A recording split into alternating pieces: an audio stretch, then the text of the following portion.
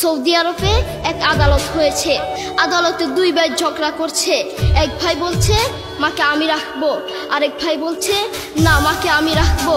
দোনো ভাই ঝগড়া করছে মাকে ঘরে রাখার জন্য। এরপর এক ভাই মাকে নিয়ে চলে যাচ্ছে, আরেক ভাই মাটিতে গড়া দিতে দিতে অবস্থা খারাপ। সৌদি আরবে আদালত হয় মা বাবাকে ঘরে রাখার জন্য, আর আমাদের দেশে আদালত হয় মা বাবাকে ঘর থেকে বের করার জন্য, ঠিক কিনা? যুবক, তোমাকেই বলছি, তোমার বন্ধু তোমার আপন নয়, তোমার বউ তোমার আপন নয়, তোমার শ্বশুর শাশুড়ি তোমার আপন নয়।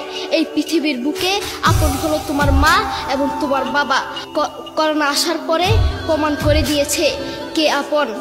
এক মেয়ে তার মাকে ফোন করে বলছে, মা আমার স্বামীর করোনা হয়েছে। মা বললেন সাবধান, তার কাছে যাবি না, আমি সকালে সিএনজি পাঠিয়ে দিব, তুই টপ করে সিএনজিতে উঠে যাবি। এটার নাম দুনিয়া, এটার নাম দুনিয়া। করোনা হওয়ার পরে বন্ধু বন্ধুর কাছে যায় নাই, করোনা হওয়ার পরে শ্বশুর শাশুড়ির কাছে যায় নাই, করোনা হওয়ার পরে স্বামী স্ত্রীর কাছে যায় নাই, কিন্তু করোনা হওয়ার পরে এখনো ইতিহাস আছে মা তার ছেলেকে গিয়ে চুমু খেয়েছে। করোনা হওয়ার পরে এখনো ইতিহাস আছে বাবা তার ছেলেকে কাঁধে নিয়ে হাসপাতালে গিয়েছে, ঠিক কিনা?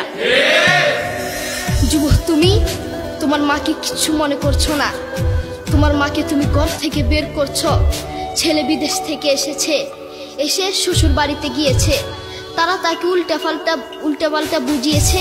এখন বাড়িতে এসে সে বলছে, মা তুমি আমার টাকায় খাও, আমার ঘরে থাকো, আবার আমার বউকে পিটাও। এই কথা শোনার পরে কি কোনো মার কলিজা আছে?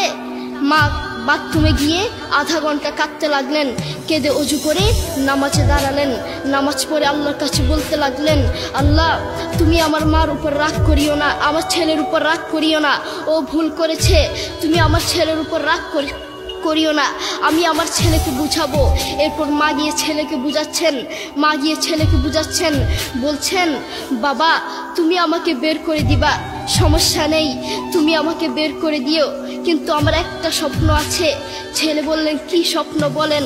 মা বললেন তুমি বাজারে গিয়ে একটা পাকা আম নিয়ে আসবা, এসে তোমার বুকের উপর রাখবা, সকালে উঠে ওটা আমি খাবো। এরপর ছেলে বললেন আচ্ছা ঠিক আছে।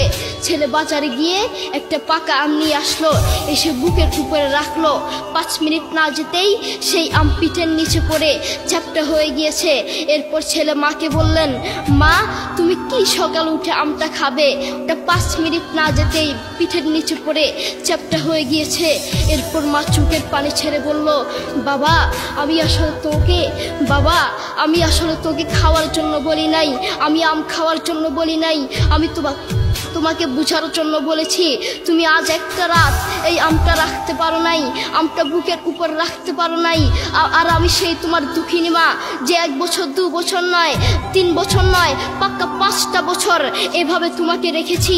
আমিও যদি তোমার মতো এভাবে ঘুমাতাম, তুমিও তো আমার পিঠের নিচে পড়ে চ্যাপ্টা হয়ে যেতা।